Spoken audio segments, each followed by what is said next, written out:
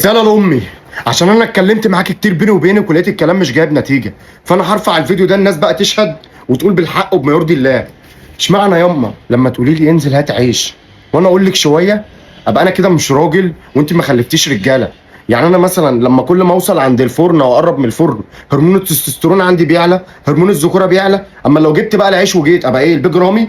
ابقى خلاص بقى انا قوي جدا وراجل قوي؟ ملهاش علاقه. وبعدين انا ما قلتلكيش لا حبيبتي، انا قلت لك شويه شويه، ما اعترضتش. الاقي ايه شويه انا هسيب البيت وامشي، هسيب البيت وامشي. ليه يا اما هتسيب البيت وتمشي؟ انا ما قلتش لا، انا قلت لك شويه. يعني انا عندي دم، يعني انا عندي هرمون اهو، امال في ايه مالك؟ وبعدين اجيب عيش ليه؟ ها اجيب عيش ليه؟ عشان تبخري فاصوليا اللي انا ما بحبهاش؟ قلت لك 100 مره انا ما بحبش الفاصوليا وبرضه بتعمليها.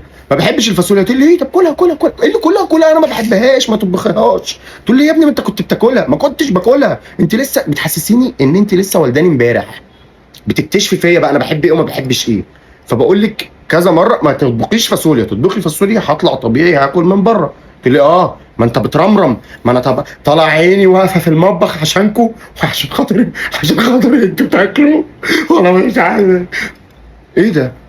ما انا ما بحبش الفاصوليا وقايل لك ان انا ما بحبش الفاصوليا وبرضه بتطبخيها. اي ام في الدنيا وابنها وهو نازل كده مثلا رايح الشغل ولا رايح مثلا مصلحته ربنا يبارك له ويصلح حاله، امه مثلا ايه تديله بوسه، تديله حضن، تطبطب عليه. الا امي تديني الزباله تقول لي خد زبالتكو وانت نازل. زبالتكو؟ هو انا بزبل لوحدي ولا ايه؟ انت ما بتزبليش معانا؟ والناس اللي في البيت دول مش بيزبلوا معانا في نفس الزبل؟ كلنا بنزبل صح؟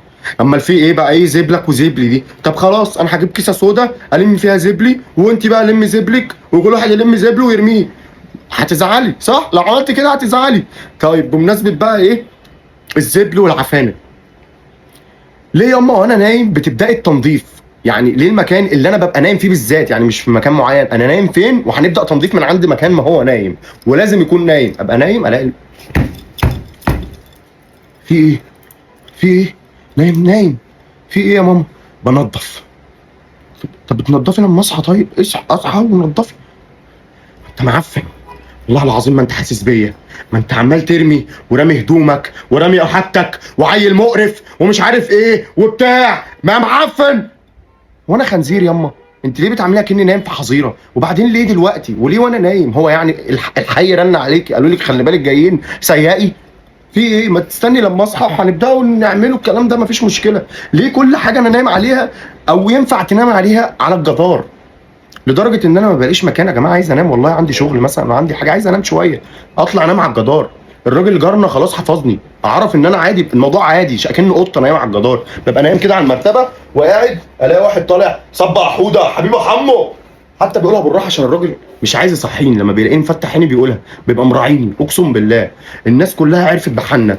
فانا دلوقتي شكيت في موضوع كده، انا شاكك ان امي ليها في السحر يا جدعان والجن. بصوا والله العظيم شفت حاجات غريبه، في حاجه قلبت عليها الدنيا مش لاقيها، واقول لها ماما انا في تيشيرت مش لاقيه، تقول لي فوق على ايدك اليمين في الدرج هتلاقيه فوق التيشيرت الابيض.